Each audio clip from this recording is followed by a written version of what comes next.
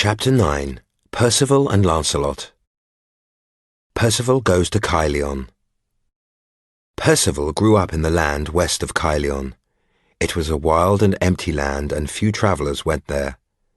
Percival looked after his family's goats. One day, Sir Lancelot rode through the wild land and saw Percival. Percival was a tall and strong young man with fair hair. He was looking after goats near the roadway. "You are a fine young man," said Lancelot lightly. "You will make a good squire at the king's court. Go to Caerleon and say that Sir Lancelot sent you." Lancelot spoke lightly, but Percival listened seriously. "I will go to the king's court at Caerleon and see these knights," Percival told his mother. "I do not want to look after goats all my life." His mother said, "You are young and innocent. You do not know the ways of the world. Do not go to Caerleon." But Percival went to Caerleon to see the king's court. He walked into the castle where the knights were feasting, and he saw King Arthur. The Red Knight. Arthur was talking to Sir Kay. He was holding a golden cup in his hand. It was the cup from which all knights drank at the round table. Suddenly, a strange knight came into the hall. The knight was wearing red armour. "Give me that cup," said the Red Knight. "I will drink to the best knight here." Then he took the cup from Sir Kay's hand, left the hall and rode away. "Who will fetch my gold cup from the Red Knight?" asked Arthur. "I will go," shouted all the knights at once. "This Red Knight is unworthy of a knight of the Round Table," Arthur said. "Send a squire to fetch my cup." Then Percival stepped forward. He was wearing the simple clothes of a goatherd. "I will fetch your cup," he said. Sir Kay laughed. "What can a goatherd do against a knight?" "I want to be a knight," said Percival. Sir Kay laughed again, but Arthur spoke gently. "Young man," he said, "you have an honest face. If you can bring me the gold cup, I will make you a knight. Now, you may take a horse and follow the Red Knight." Percival mounted a horse and rode after the Red Knight. Arthur spoke to Sir Gawain and Sir Gareth. "Ride after him, look after him, and make sure that he comes to no harm." And Sir Gawain and Gareth rode after the young Percival. Percival rode quickly and soon found the Red Knight. "That gold cup is not yours," he called out. The Red Knight stopped his horse and turned to Percival. "What can a young boy like you do against a knight?" he asked. "I will fight you," said Percival, "because you are an unworthy and untrue knight."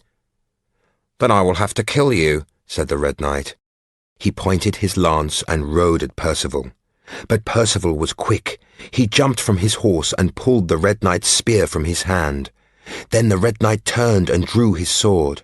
But Percival ran at the knight and drove the spear into the knight's throat. The Red Knight fell from his horse, and Percival picked up the golden cup. Sir Gawain and Sir Gareth saw the cup in Percival's hand, and they saw the dead knight on the ground. They took Percival back to Caerleon and spoke to the king. "This young man killed the Red Knight and took the cup," they told him. "He is brave enough and worthy enough to be a knight." So Percival became a knight. Sir Lancelot taught Percival to use a sword, and they rode to Camelot together. Nasians the Hermit. Then, at Easter time, a holy hermit called Nasians came to Camelot. "I come to ask for help," he said to King Arthur. "I know a lady who is imprisoned in a tower. Only a brave and pure knight can save her. She is being kept prisoner by an evil sorceress." "Sire," Lancelot said, "I will rescue the lady, and I will take Sir Percival with me." "I thank you," said the hermit, and looked at the round table. "I see there is an empty seat. Who sits there?" "No man sits in the Siege Perilous," Arthur answered. "Many years ago, Merlin said that only the purest, most worthy knight would one day come to sit there." Nasians the hermit looked at the Siege Perilous and nodded his head. Then he led Sir Lancelot and Sir Percival out of Camelot. After a long journey, they came to a dark hillside with a black tower on top of the hill. "That is the Dolorous Tower," said the hermit. "The lady is a prisoner in that tower." The Dolorous Tower. So Lancelot and Percivale rode up to the tower. The door was made of wood and was fastened with an iron lock. Lancelot and Percivale struck the iron lock with their swords, and the door opened. When they broke the door, they also broke the spell that kept the lady prisoner. The lady of the tower spoke to the knights and said, "I am the Lady Blanchefleur. I was a prisoner of Queen Morgana le Fay. She is an enemy of my father. Now will you come to my father so that he may thank you? My father lives in Castle Carbonek." King Pelles. The knights and Lady Blanchefleur rode across a wasteland to an old castle. Here 2 squires met them and took their horses. Then the squires led the knights into the castle hall. An old king lay on a bed in the hall. "I am King Pelles," he said. "Years ago I was wounded in the thigh. That wound will not heal. I cannot rise from this bed. I thank you for rescuing my daughter. I ask you to stay here and rest." The first vision of the Holy Grail. So Lancelot and Percivale rested in the castle. They ate in the great hall, and while they were eating, they heard the sound of music. A bright light shone from high above. Then 3 women came into the hall. They were dressed in white, and their faces were covered in white cloth. The first woman carried a spear, the second woman carried a dish, and the third woman carried a cup that was filled with light. The 3 women looked at Percivale and Lancelot. Then the light slowly faded, and the women disappeared. Lancelot and Percivale wondered at this sight. "What does this mean?" asked Lancelot. "It is a vision of the Holy Grail," King Pelles said. "It is a vision that will come to Camelot. And when you see this vision, the knights of Camelot will quest for the Holy Grail."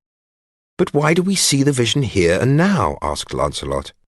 "I am the guardian of this vision," said King Pelles. "I am descended from Joseph of Arimathea, who brought the Grail to this land. You have come to this castle for a reason, though I do not know why." Lancelot and Percivale did not know the meaning of this vision. Percivale spent much time in prayer and wondered about the meaning of the Holy Grail. Lancelot spent much time with the Lady Blanchefleur, and Blanchefleur fell in love with him. Lancelot lies with Blanchefleur. "I must return to Camelot," Lancelot said to Blanchefleur, but Blanchefleur was sad and did not want to let him go. They stayed together all that day and all that night. Lancelot gave Blanchefleur a son, though he did not know of this for many years. Lancelot and Percivale returned to Camelot and told their stories. Lancelot talked and laughed with Guinevere, but he never spoke of Blanchefleur and their secret love, and soon he forgot about her.